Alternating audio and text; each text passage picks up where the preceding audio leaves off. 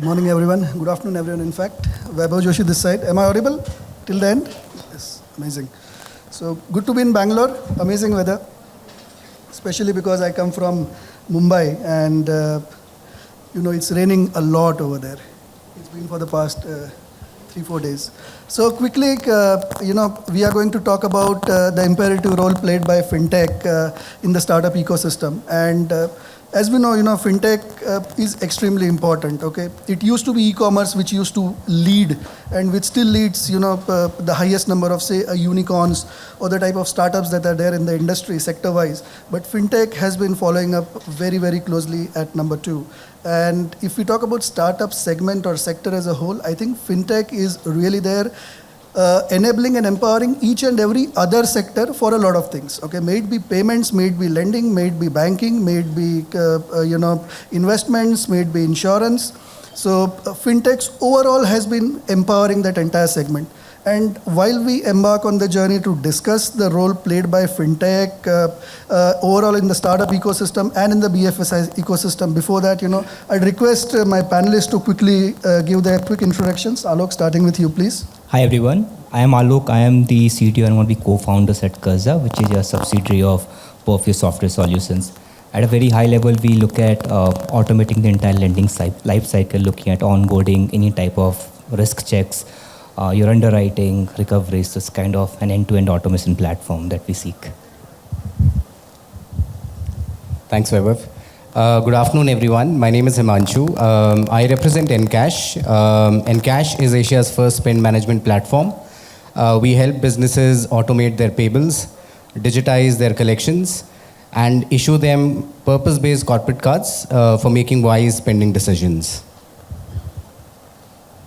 Thanks, Himanshu. Good morning and good afternoon, everybody. I'm Usha Murali. I'm the Chief Compliance and Risk Officer at Spice Money. Spice Money is a leading rural fintech, and we touch the lives of millions of rural Indians using the internet as well as the smartphone network. And we leverage on a wide network of Spice Money adhikaris, providing employment to that sector. And glad to be here as part of this panel and wonderful audience here. Looking forward to the discussions. Thank you so much. Hi. Am I audible? I'm not sure. Okay. Hi. So I represent BharatPe over here. I work there as a Chief Business Officer managing the network monetization and network creation for the company. Primarily, BharatPe is centered around the micro and small segment of merchants. It's a B2B platform which aims to create that excess of capital for these merchants who may not so far be part of the formal credit network. We are also a payment player. We are also a payment.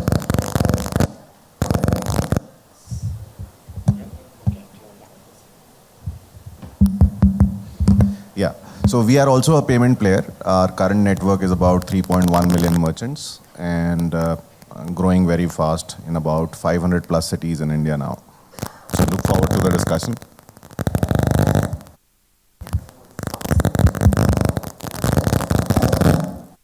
My name is Prachi Pareek. I am a Director of Payments Consulting at Ernst & Young LLP. I am a banker for almost majority of my career, and I've worked in the fintech sector extensively. And right now we are doing a lot of payments and financial services related initiatives. So in fact, we are in touch with the regulators. We are in touch with the entities or who are actually empowering the different financial services journeys. We are also in touch with Indian players who would want to kind of go abroad or international players. Apart from that, we are doing a lot of work around, with this topic, especially on digitization and the next level to it, which is how do we democratize and really make it to the next wave, is what our agenda is. I'm glad to be a part of the event. Thank you so much. Thank you, everyone. So moving on, FinTech is a very vast segment. Okay, within FinTech, we have payments. We have seen, the rise of UPI, which is phenomenal. We are seeing innovations happening where we see, now we have 123 Pay for offline payments. We have UPI Lite, which is sub 200K offline payments. We have credit on UPI, which is, I personally feel, going to be the next, big enabler in this space. We have account aggregator, which has come up very, very nicely. We have ONDC, we have OCE, and from an enabler perspective, there is a lot of action that is happening over here. If FinTech was to, enable the startup ecosystem and the BFSI ecosystem, then probably I feel, all these features, all these products that are there, they play a very, very critical role. So, Himanshu, my question to you is, what do you feel is FinTech's role in empowering, enabling this overall ecosystem? Thanks, Vaibhav. I think the way I'd like to put this is, in the entire ecosystem, this entire ecosystem is all about collaboration. When we talk about the banks, the regulator, and the FinTechs, I think each of them acts as a force multiplier for the other. Having said that, while you have these large banks and the regulator acting as guardrails, the confines of these guardrails essentially bring in the required homogeneity in terms of how businesses are done. And they also ensure that, outcomes are, beneficial for everyone in the ecosystem and more so for the end customer. The FinTechs on the other side, because of, their agility, their sharp focus and tech preparedness, solve for very, very key aspects, one of which is customer centricity, because we've got these, so many customers that really need to be taken care of, and bringing in the intuitiveness that is required, right? I mean, we're talking about apps that are going in very quickly. That's one thing that the FinTechs are solving on one side. And the other side, FinTechs like BharatPe, they're solving for distribution, reach, adoption of this digital infrastructure. I think this collaboration, right, on the rails of what is being provided by these FinTechs, I think is something which is commendable today. I'd like to just highlight an example, right? I mean, it's not from my industry, but this is something that, always keeps ringing in my mind when I talk about FinTech and how it leads innovation in the startup segment. Imagine there is a merchant who has a QR code on his counter. The moment a sale is done, it is recorded in an app. This could be his daybook or any other accounting app that he has.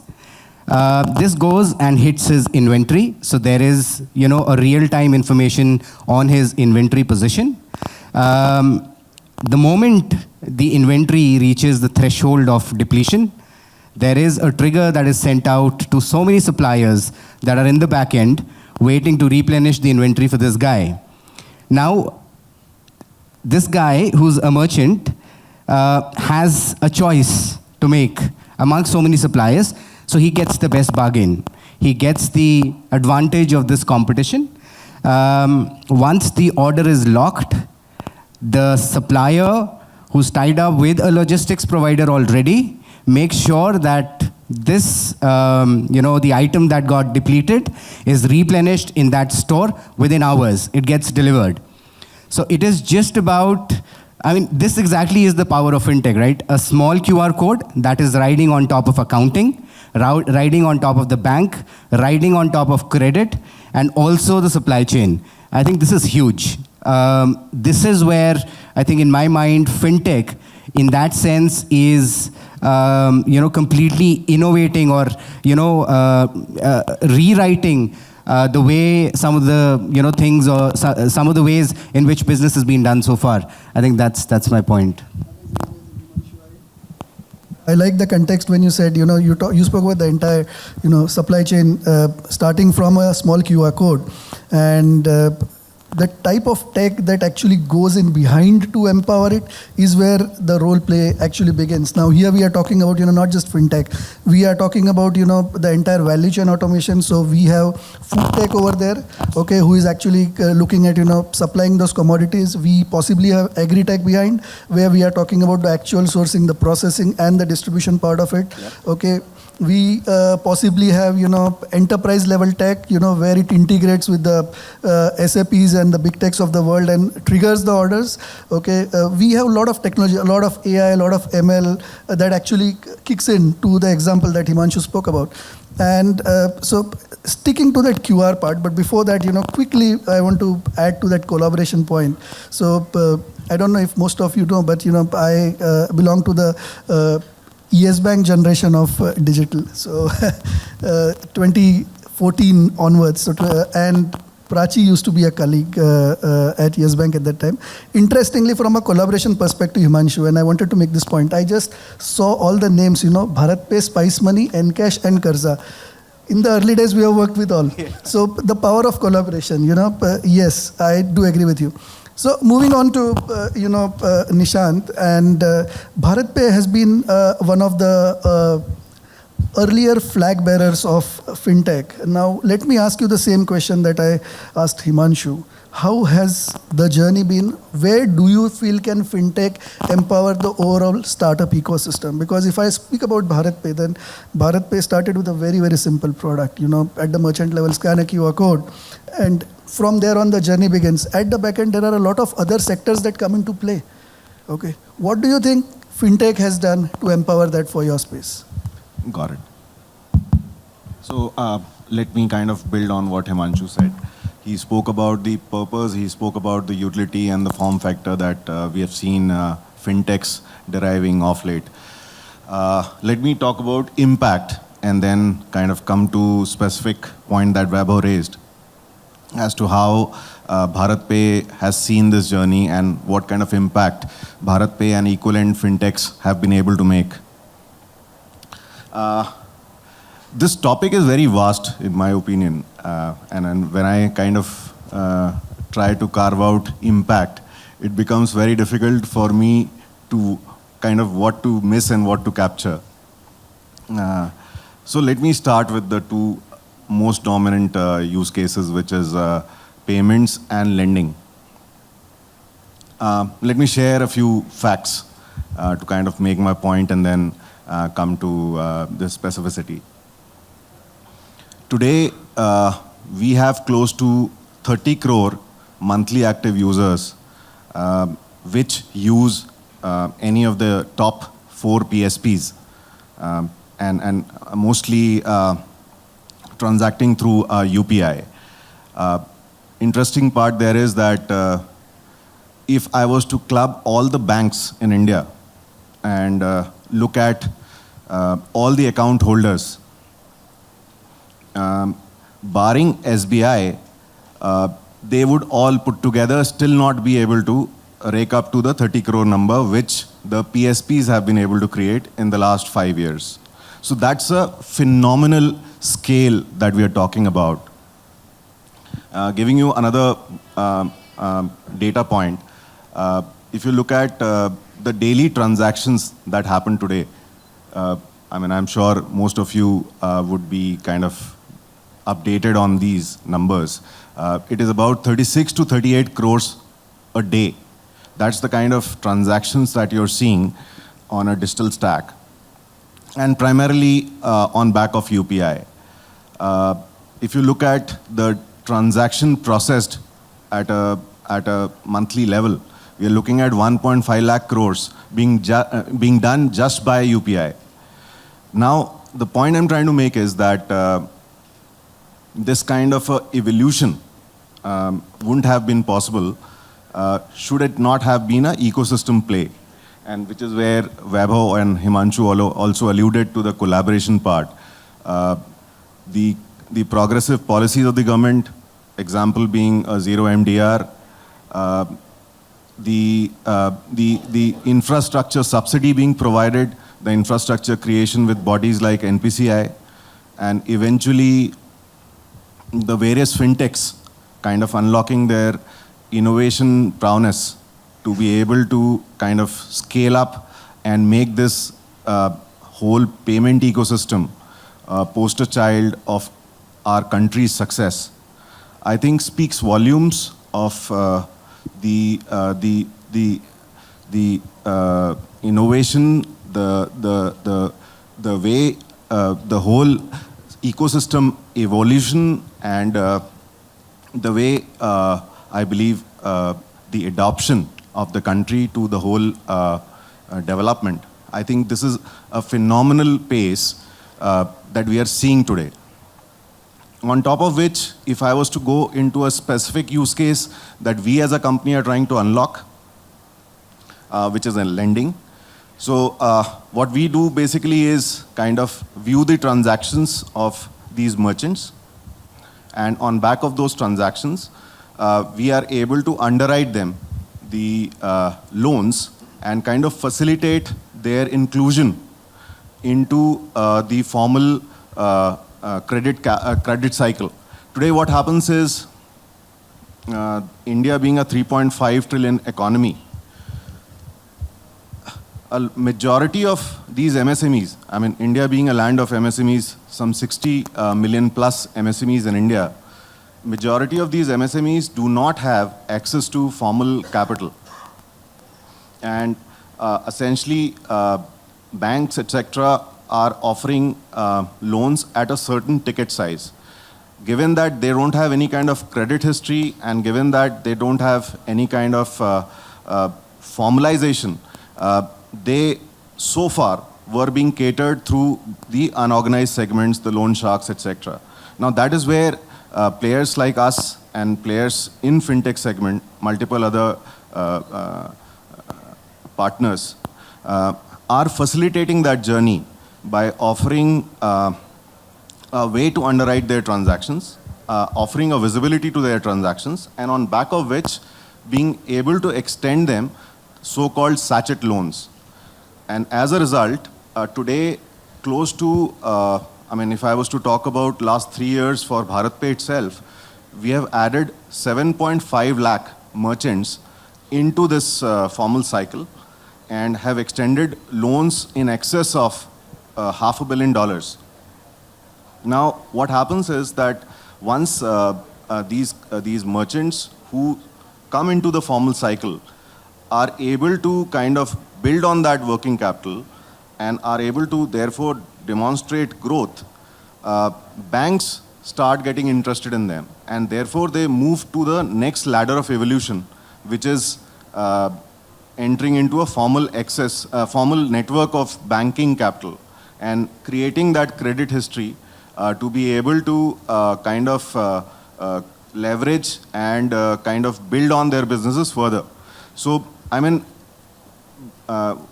if I was to reflect on the key theme of what we are discussing here, the point is that you are making so many people kind of come into that fold and build a virtuous cycle for them through a very innovative way of, let's say, transaction underwriting, offering sachet loans, and thereupon kind of helping them grow in their day-to-day businesses. So I think this is what I can say from the as a very, very top-level view. Sure, on thanks. How fintechs are, and then these were two kind of examples on how fintechs are enabling, in general, the overall economy of the country. Sure, Nishant, thanks a lot. And I agree with you that, earlier players like BharatPe have played a very, very critical role in that, because out of those, 2016 report says there are 63.5 million MSMEs in the country. Plus we have, I think, only out of that, only 13 million GST registered entities. So which is the formal fold which probably the formal BFSI channel would be able to cater. So we talk about, NTC, new to credit kind of -1 rating kind of customers whom BharatPe has been going ahead and, doing the lending thing. So I think players like BharatPe, Paytm, and now PhonePe also coming into that fold, they are doing amazing for the ecosystem. Not just that. Look at the power of fintech in the overall startup ecosystem with the example that Nishant gave, okay? We are talking about what, maybe 30-40% would be grocery stores, Nishant, out of your... yeah, grocery is the biggest segment. Biggest, so maybe 40% plus? Yes, about that. So 40% would be, BharatPe customers would be grocery stores. So there we are talking about, commodities coming in.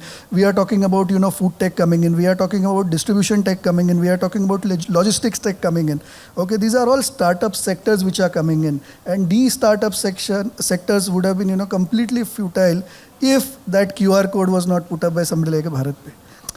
look at the effect of what fintech is having on other sectors as well. It helps like that. Because of that QR code, cash flow based loans were given to NTC segment, and because of those cash flow based loans, they were able to procure more goods, sell more goods.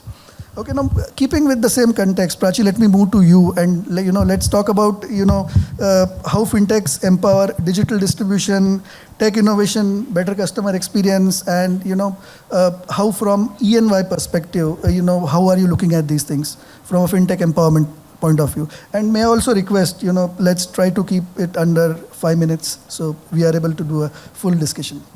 Sure, thanks so much, Vaibhav. I'm really glad that, the kind of speakers that I'm with have a very diverse experience. Somebody from industry to a fintech co-founder to somebody from the risk side, somebody from actually really done it or set the benchmark for democratizing, with an example, be it payments or any other related industry, we almost have them. But the best part, which I would want to kind of add, and I might take a minute here, is the audience, because I was standing outside and I've been a part since the morning. And I saw the people that you guys are here, and I saw that it's a healthy mix of people from the startup industry, from the fintech industry, from non-financial services wanting to get into that, as well as from the industry, or somebody who have already been a part of the industry. So I think for me to kind of really come up with a one-liner solution, I think the way we look at it, and especially giving that movie ka dialogue, like, the Shrivali, main jhukega nahi karke. So I think that's how it is. India's growth has been phenomenal, and at EY, and our focus has been to look at democratizing by focusing on ecosystem play as well as one of the strategic objectives. And I think rightly our panelists also talked about MSME as a sector, and which is really booming. And I was a banker, almost 12 years a banker, and being on the other side of the table, when I were to kind of select a bank, a fintech, or I were to kind of collaborate with somebody who would kind of enable me or be a correspondent or kind of get into those kind of services, I felt that attitude or that risk-taking capacity is something that at that point in time, we were a little skeptical, and we thought maybe the pulse of the market is something that fintech can really capture. And so right now, as we speak, we are in discussions, and we are actually looking at MSME as one of the ecosystem players. We've enabled it for one of the largest private sector banks, and it has phenomenally taken off well. And the best part is that we have enabled collaborations with non-financial services and enablers. So that is one thing. Apart from that, I would want to also highlight that the buzzword in technology, when you talk about fintech, it's like the jazzy and the glamorous world. So one of the things which we think is, okay, AI is artificial intelligence is really coming up great. And you must have heard Prime Minister Narendra Modi ji stating America and India collaborations, and at IFSCA, which is like our center, which is separate in the gift city, wherein we are kind of enabling different fintechs. And there's a recent regulation which is all, they're trying to bring some regulation to the fintech side. So we are also assisting and discussing with these regulators as to what exactly is that we can do to enable fintechs to do international business, or in the mainland India, what is it that can be done basis the different trends that we see. So like we have a presence across 14 different international locations. So we have experts who have already been there and done that journey. Like for example, USA credit card, or when we talk about fintech in terms of regulations and data security controls or cyber security, which is also one of the very hot topics which we see in our clients. It could be regulated entities or fintechs wanting to get into India, or from the compliance perspective, even fintechs coming in. So what we do is that we help them in kind of strategizing and solutionizing. So just keeping it short, I think although technology is there in the buzzword, but the enablers or the foundations have to be strong. And that's where we also focus. And I think when you talk about democratizing, these are certain things which are democratizing. And the best part is that we are humanizing everything. So when I say humanizing, we talk about personalized experiences, curated offers, and even like I think there is something which is in the news wherein like there's a fintech entity, and I'm sure you must have known that in the loyalty space, we also are getting into merchant-based loyalty, wherein like at one point in time we never thought about all of this, especially the P&L of small and micro enterprises. Now there are actually entities and big entities and having a really good market share, wanting to collaborate and go to the last mile. So that's where I think democratization is really coming up great. And the last part, and I would want to kind of end up with a story, which is a very funny one. I'm not sure if you guys have heard it, but just like bear with me. So if you look at, there were like two people. One of them had returned from the US and had a very good fintech startup and was like really great, doing well in the Silicon Valley thing, and was like really up in the buzz thing. And the other person was like a fintech startup and like bootstrapped and really kind of discussing about what are the new ideas wherein they can collaborate. So this US guy was in that pomp and pause, and he was like, okay, we've like really enabled it, and it's because of our engine that that we are able to service so many clients. We have a really neat user interface, and we really have 1 to ABC top clients, and that's how we kind of regulate.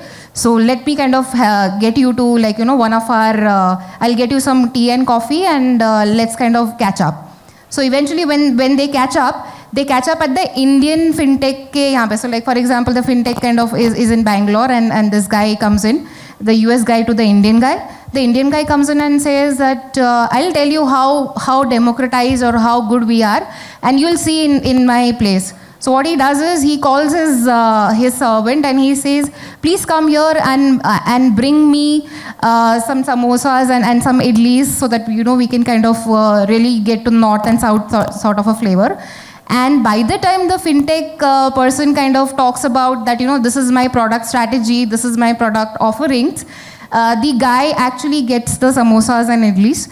The next time, and this guy says that this is how our last mile delivery is, and this is a live example that my servant actually uses this, our app is a last mile delivery app. The next time when they meet at the US fintech founder's house, which was again nearby, he was happening to visit at a hotel. And in that point in time, he said that, look at our fintech as an industry, and we are really trying to grow. And he kind of get into some collaboration with a very big entity. And then he says, look at our app, last mile delivery. And then finally, at the end of the day, he sees that by the time they discuss the starting point of their executive summary, already that day is gone, and then the next part is that they're not even able to get into servicing to the last mile when they talked about the Indian context. So, long story short, what we see is that the buzz has been, okay, India is really good in tech, India is really doing really great, and really going far ahead in democratizing, becoming the third largest entity. But when we actually talk about the other counterparts or the Western counterparts, they have kind of reached to that scale at a very slower pace. So I think there's a lot of scope that we have, and I'm sure with the panelists adding in, we'll be able to kind of really do justice to this topic. So Prachi, it's like, that sitting at Starbucks, ordering from Zomato, and getting it at a discounted rate. Exactly. The merchant, rewards that you spoke about. So thanks, Prachi, for a very good perspective. Quickly moving on to Usha, because she was speaking about regulations. And, fintech, BFSI overall is a highly regulated space. Okay, if you look at other startup ecosystems, yes, there are regulations over there, but BFSI is a highly regulated. So what do you think can fintech as an entity, show the other startup sectors in terms of empowering its particular BFSI sector? What are your thoughts on that? Sure. Thanks. Very relevant question for this forum and in general. I think it's a fact that regulated entities like banks and NBFCs are heavily regulated, directly so by the Reserve Bank of India, no doubt about that. But for a fintech, I think it's not just the law or legal obligation. As citizens of this country, we are also, it's a social responsibility to be self-regulated, number one. Number two, I think it's also a business need. Because the hands of law, you've heard all these dialogues in movies. They are very long. It doesn't take long to catch up. And if you look at the regulator, what is the regulator actually putting at the center of everything? It is ultimately the consumer. The consumer has to be at the center. The moment the consumer grievance, you are giving rise to that by way of, it can be high interest rates, it could be, no proper resolution of the grievance of the customer, it could be consent issues where there is no explicit consent, somebody came for something, you took his thumb impression and then, he didn't know what he was signing up for.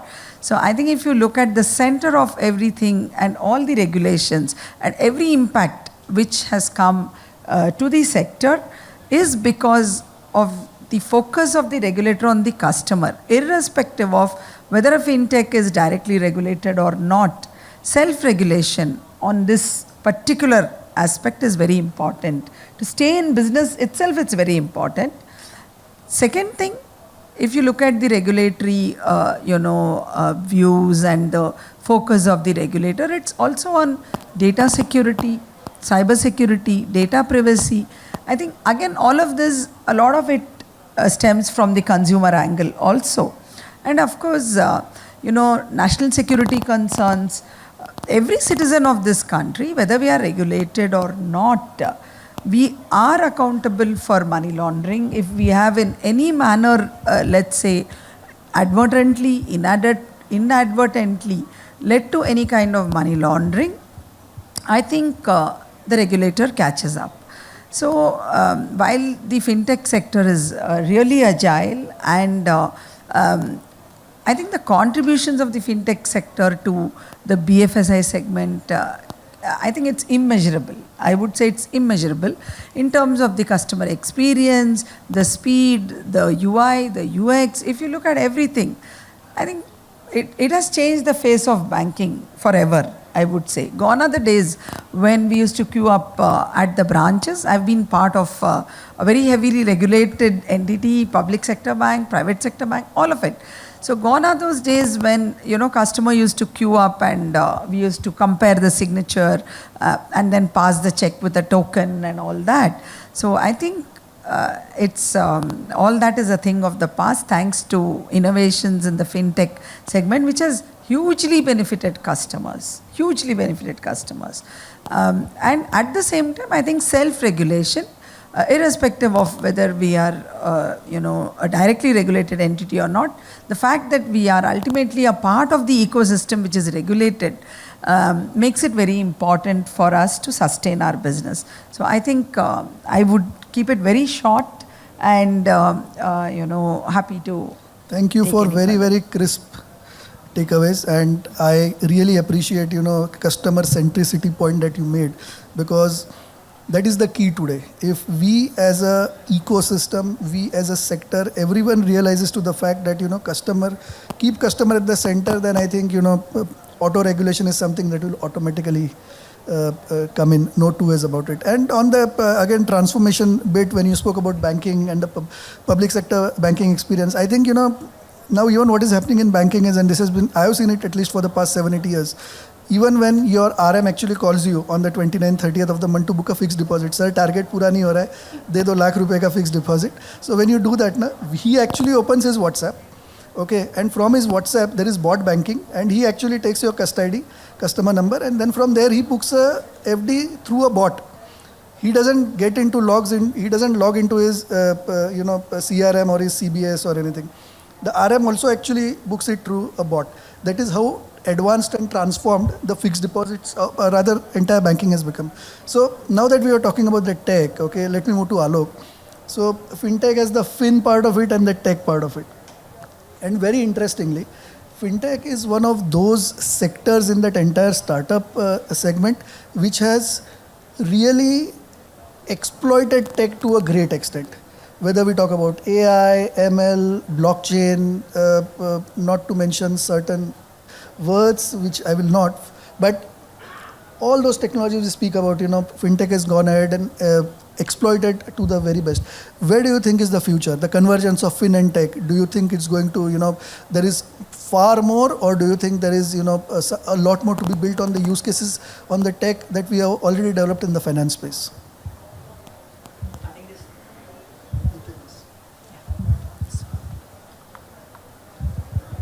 So definitely we have still a lot to do. And the way I look at the parallels, if you probably think about any e-commerce product, right? You open up a website and then whatever you want, ignoring the physical delivery and all. Probably, once you check out, everything is done. You don't have to speculate. You don't have to think about, there are processes, there are compliance checks, whether I'll get it or not, right? No speculation, you're done.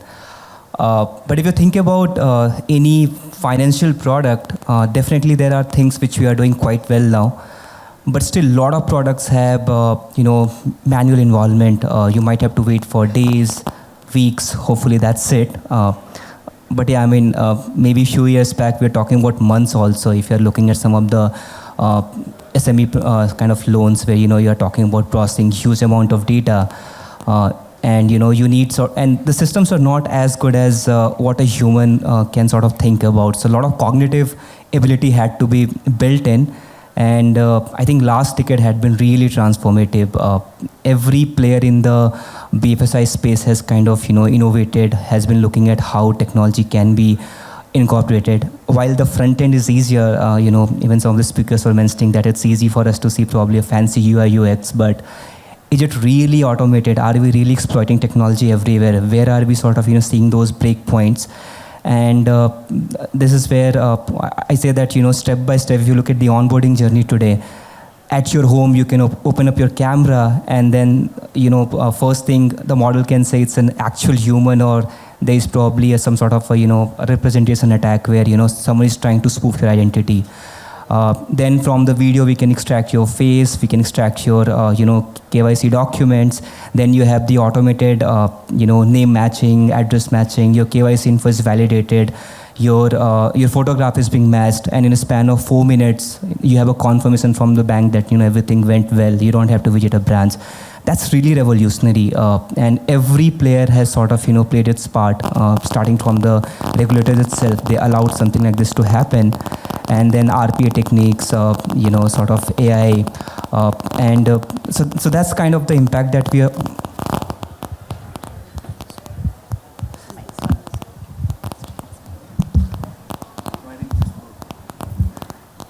Sorry for this.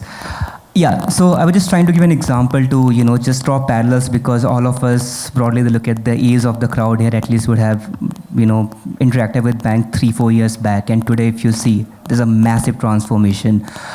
Is that the same experience for every product? No. And where are we? I won't say we're lacking, but it's just that, we want our computers, we want our models to be smarter. Obviously, Gen AI is cool where it is doing more than what we are telling it to do. It is trying to generalize. There are challenges. You can get hallucinated. And if you're working with, you're working in a regulated environment, how do you tackle these edge cases? That's one of the major problems that we are seeing today. We might be able to kind of automate most of the stuff.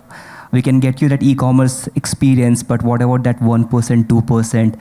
And that is probably one leg of innovation that hopefully we should be able to achieve.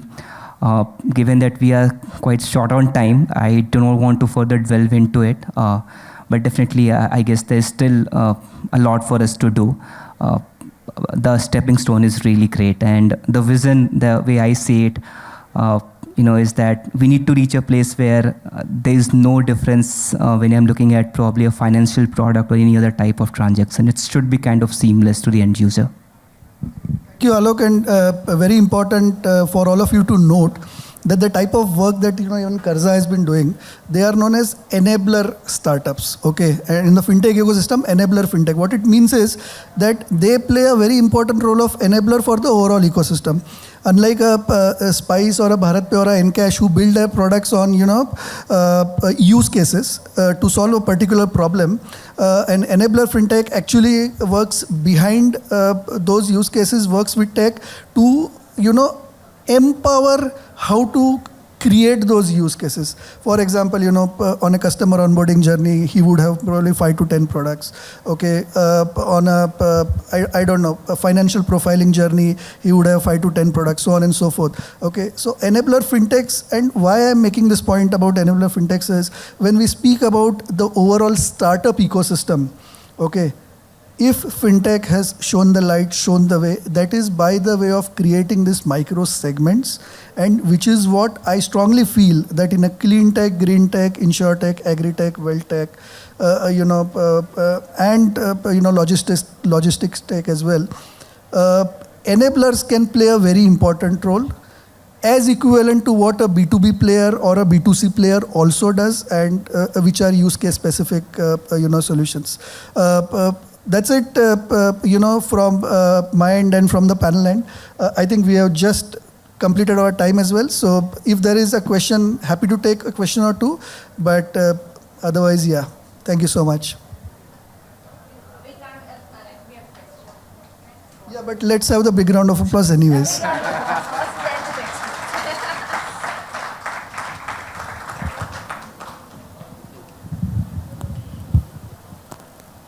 I have a question to BharatPe. Maybe I'm wrong, but then I am a banker for a long time and also been in the controlling areas.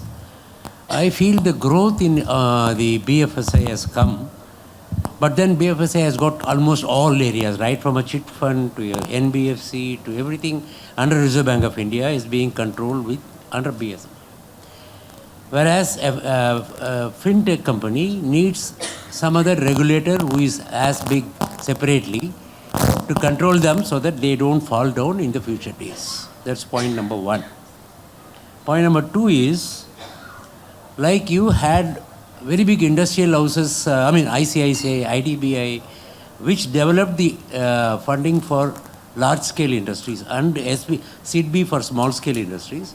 You need a government undertaking also which should finance or help the fintech companies for funding to this micro level funding which is happening in the place.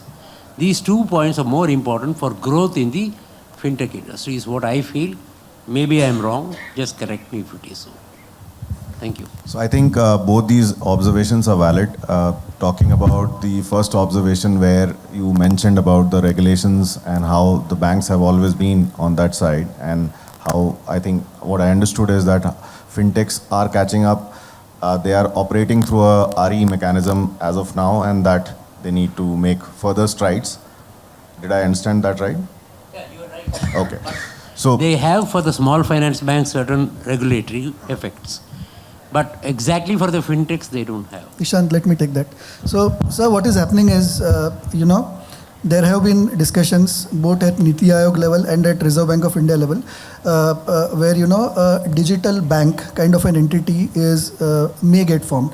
Okay, the entire fintech is waiting for that. There are also now, if you break up, there are a lot of regulated entity licenses that are available at RBI. For example, a PPI license, a prepaid payment instrument issuer license. Okay, then you fall into the account aggregator sector. Okay, now if we talk about specific BharatPe case where you are talking about the lending part of it, okay, then it falls under the digital lending guidelines, where as a DLA or as a LSP, they actually tie up with either the lenders, which can be a regulated entity like a PSU bank, private bank, small finance bank, NBFC, or they actually go ahead and start their own NBFC, and through that they end up lending. So at the back end, there are guidelines. Now, as far as talking about creating a regulator for... Yeah, so as far as talking about creating possibly a fintech regulator, specifically for the fintech segment, I think that's a wish list. Probably, you are a senior banker, you can write to RBI and, put it in the wish list. I would like to add just one point, sorry. Since we are talking about this, in fact, we are in discussions, and this has been a hot topic with few of the regulators and the entities who would be regulated, which would be fintechs and associated entities, and there is something which is already upcoming. And an example of that is obviously the lending related guidelines, but there is an anticipation. For example, you talked about payments bank. So there is an anticipation around like what could be enabled, what further could be kind of looked at. And when you talk about international regulations, we've actually done sessions with the regulators, telling them, because we do not have any fintech regulation as such, like, proper fintech regulation, but we've given them some framework as to how can they look at it, and there is something that they might be looking at. And example is that IFSCA, if you see, they've already made it public wherein they want feedbacks on licensing and PSP. So yeah, it's available in the public domain. Yeah, sorry. Just if you see the 1970s, 80s of the Reserve Bank of India, you had Exchange Control Department, you had a FAME, you had a FERA, Foreign Exchange Regulation Act. But then, they separately branched off, and then it all wended somewhere. And now today they have separate accounts and departments for all. The same is required for fintech is what I wanted to clarify and insist upon. Sir, at the broader level, when it comes to banks, so as a banker, as an ex-banker, let me tell you, when we onboard fintechs, we follow the outsourcing policy that is laid out by RBI. So outsourcing policy gets followed and entire engagement gets covered through that. So whether we get onboarded as a business correspondent, banking correspondent, as a program manager, as a technology service provider, or as a service provider, overall that level. But yeah, we heard your point. I think that's a very valid and very good suggestion. But in the BFSI and fintech space, just for overall audience, today the engagement actually is done at a product level. So if it's a prepaid payment instrument for which Enkash is tying up with Yes Bank, then the PPI guidelines will apply. If it is a BBPS or a AEPS or a DMT or a micro ATM that Spice Money is tying up with its bank, then those relevant guidelines will apply. So the overall outsourcing guideline is there and those product level guidelines come in. Having said that, guys, we have really short of way beyond time. So thank you so much. I'll hand it over to her. Sir? What is the status of the peer-to-peer lending system? Is there any startup working on a peer-to-peer lending system? Is there any work going on that? There are startups who are working in P2P lending space. There are startups. Has RBI come up with any specific guidelines on that? Yes, sir. P2P lending guidelines are available online on RBI's website. If you want, we can help you with those. You just go to RBI's website, talk P2P lending guidelines. There are entities who are already working in this space. You can have an offline discussion with Nishant. They are doing a fantastic program in the 12% club. Yeah, but I would request you to take it offline because we are well beyond the timeline. Thank you, everyone. Thank you so much to all our panelists. The point he made, Yes. I think that's a very important kind of segue that he was trying to create. From a fintech standpoint, we are being seen as a facilitation partner. So while, and I think these digital lending guidelines that have come up and which Vaibhav was mentioning, I think couldn't have been timed better when the industry is at a relatively nascent stage as opposed to the evolved banking infrastructure. I think this clarity couldn't have come at a better time, where they have clearly spelt out the various roles that people involved in this value chain play. So when it comes to fintechs, we are being seen as a facilitation partner, which can be also seen as a lead generator or a collection partner. They have clearly spelt out how the money flows would happen and how the money flow needs to be kind of created between the person who is extending that loan, entity which is extending that loan, and the receiver of those funds, and how there should not be any convolution between the fintech and the money flow. So that clear segregation, and therefore those pathways, etc., have been created to facilitate that. Point what Vaibhav was trying to make was that there are different legs at which you kind of interplay as a fintech with different regulators or REs. So for us, for example, banks being an RE, we are kind of acting on their behalf when we are acquiring, or let's say you are extending a loan, you're extending a loan on behalf of a NBFC, and therefore you're just a lead generator. So I think in this ecosystem, there are different players who are trying to create their impact in the overall scheme of things. So what fintech, therefore the tech part becomes very, very important, and those flows become important. And yeah, that's the way the whole ecosystem is kind of evolving. There is a regulator required exclusively for that. That's what I want. Sure. Well, thank you so much for all your questions and all those perspectives.